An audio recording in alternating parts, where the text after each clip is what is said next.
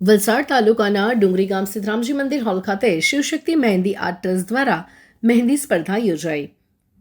વલસાડ તાલુકાના ડુંગરી ગામે આવેલ રામજી મંદિરના હોલ ખાતે તારીખ 17 મીને રવિવારના રોજ શિવશક્તિ મહેંદી આર્ટ ટ્રસ્ટ દ્વારા એક મહેંદી સ્પર્ધા રાખવામાં આવી હતી, જેમાં આશરે 100 જેટલા સ્પર્ધકોએ ભાગ લીધો હતો।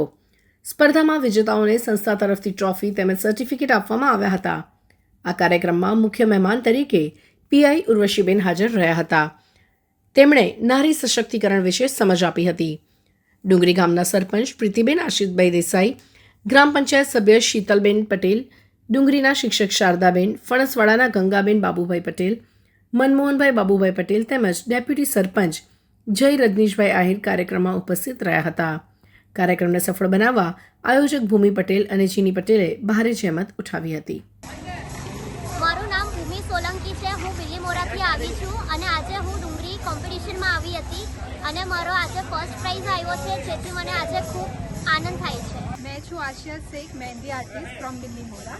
આજે ડુંગરી ખાતે જે કોમ્પિટિશન રાખવામાં આવ્યું છે ભૂમિબેને, અને એ કોમ્પિટિશન બહુ સારું રહ્યું।